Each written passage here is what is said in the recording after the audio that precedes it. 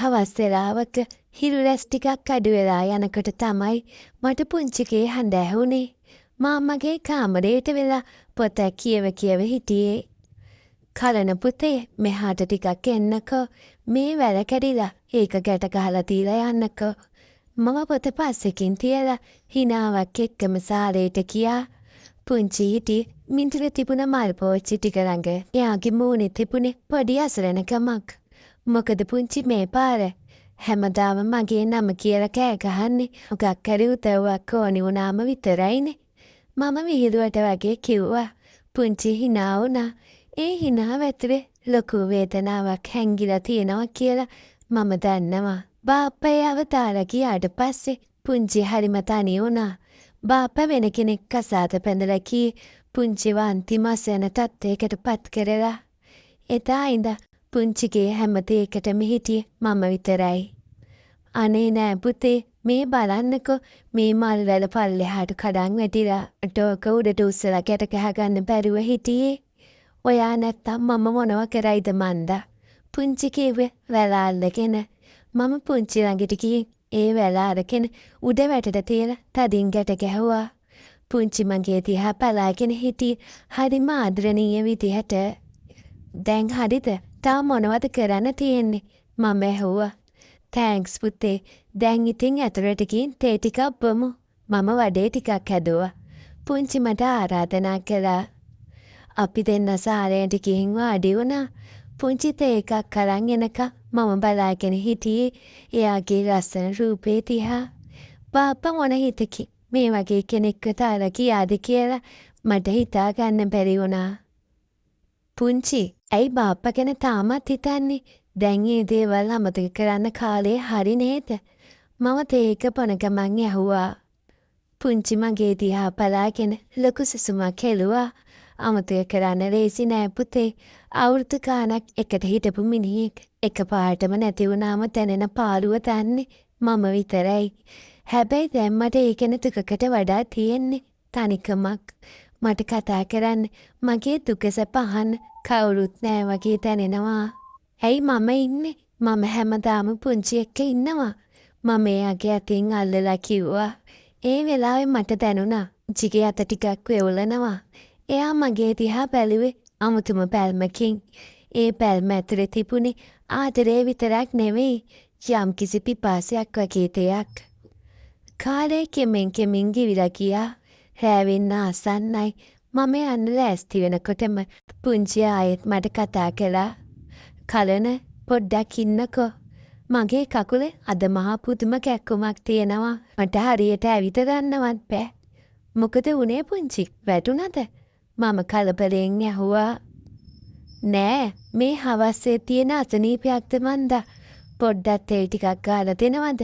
මට මගේ අතින්ම කරගන්න අමාරුයි. පුංචි ඇඳේ වාඩි වෙලා කිව්වා. මම ඉක්මනට ගිහින් තෙල් බෝතලේ අරගෙන ආවා. පුංචියාගේ කකුල් දික් කරලා ඇඳේ හාන්සි වුණා.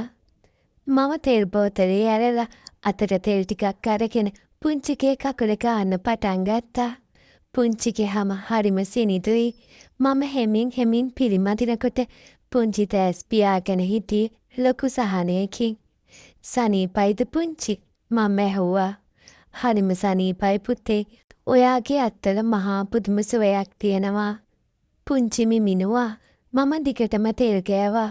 මට දැනුණා මම තෙල් ගානකොට පුංචිගේ හුස්ම ගැනීම ටිකක් වේගවත් වෙනවා කියලා.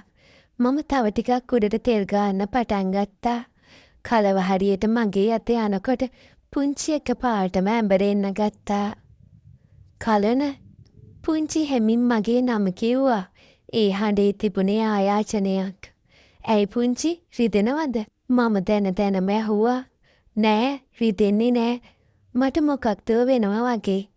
පුංචි ඇස්සරලා මගේ දිහා බැලුවා. ඒ ඇස්සර තිබුණේ අමුතුම විදියේ ආදරයක් කලමම් වුණ බැල්මක්. බාප්පගෙන් නොලැබුණ ඒ උණුසුම ඒ ආදරේ පුංචි මගෙන් බලාපොරොත්තු වෙනවා කියලා මට ඒ වෙලාවේ හොඳටම තේරුණා. මම මගේ අත නතර කළේ නෑ. තවත් උණුසුම් විදිහට මම පුංචිගේ හම පිරිමැන්දා. අවසානයේ පුංචිට තවදුරටත් ඉවසගෙන ඉන්න බැරි වුණා. එයා එක පාටම නැගිටලා මාව ඇතර අරගෙන එයාගේ පපුවට තුරුල් කරගත්තා. මට බෑ තවත් තනියම ඉන්න කලන. මට ඔයාව ඕනි. මාව දාලා යන්න එපා. පුංචි අඬන්න ගත්තා. මම පුංචිව තදින් බදාගත්තා. මම ඉන්නවා පුංචි. මම කොහෙවත් යන්නේ නෑ. මම එයාගේ කාට කොදරලා කිව්වා. එතනින් එහාට අපේ ලෝකය වෙනස් වුණා. අපි දෙන්න අතර තිබුණ ඒ නෑකම මොහොතකට අමතක වෙලා ගියා. ඉතිරි වුණේ ගැහැණියක් සහ පිරිමියෙක් විතරයි. අපි දෙන්න එකිනෙකාගේ පහස වින්දා. පුංචිගේ කතින් ආපු ඒ සුවඳ එයාගේ ඔනසම මාව මත් කළා. බාප්පගෙන් නොලැබුණ හැම සතුටක්ම මම එයාට දෙන්න උත්සාහ කළා. පුංචි මාව තදින් බදාගෙන හිටියේ ලෝකෙම නැති වුණත් මාවත් නොහරින අදහසින්. කලන මම මේ කරන්නේ වැරැද්දක්ද? ටික වෙලාවකට පස්සේ පුංචි මගේ දිහා බලලා ඇහුවා. එයාගේ කෙස් කන බවුල් වෙලා තිබුණා. ආදරේ කරන එක වැරැද්දක් නෙමෙයි පුංචි. අපි කාටවත් කරදරයක් කරන්නේ නෑනේ. අපි දෙන්නට දෙන්න ඉන්නවා. ඒක විතරයි වැදගත්. මම එයාගේ නළලේ ඉම්බා. පුංචි මගේ ඔරහිස මත හිස තියාගත්තා. මට අද තමයි සැනසීමක් දැනෙන්නේ. අවුරුදු ගානකට පස්සේ මම ඇත්තටම ජීවත් වෙනවා කියලා දැනෙනවා. අපි එදාර හුඟක් කළා කතා කළා. අපේ අනාගතය ගැන, මේ රහස් ආදරය ගැන. අපි දන්නවා සමාජයේ මේක අනුමත නොකරන බව. ඒත් අපේ හිතවල තිබුණ ඒ බැඳීම ඒ හැම දෙයකටම වඩා ප්‍රබල වුණා. රෑබෝ වෙනකම්ම අපි එකිනෙකාගේ උණුසුමේට ඇවටිලා හිටියා. කවුරු මොනවා කිව්වත් ඒ මොහොතේ අපිට අපිව විතරක් වටිනා බව දැනුණා. පුංචි දැන් නිදාගන්න. මම හෙටත් එන්න. මම යන්න ලෑස්ති වුණා. පරෙස්සමින් යන්න පුතේ. මම බලන් ඉන්නවා. පුංචි තෝ ළඟටම ඇවිත් මට සමු දුන්නා. මම ආපහු හැරිලා බලනකොට පුංචි hina වෙලා මට අත වැනුවා. ඒ hinaව ඇතුලේ තැන් තිබුණේ සතුට විතරයි. මම ගෙදර ආවේ අමුතුම සැහැල්ලුවකින්. මගේ හිතේ තිබුණේ එකම එක දෙයයි. ඒ තමයි පුංචිට කවදාවත් තනිකමත් දැනෙන්න ඉඩ දෙන්නේ නෑ කියන එක.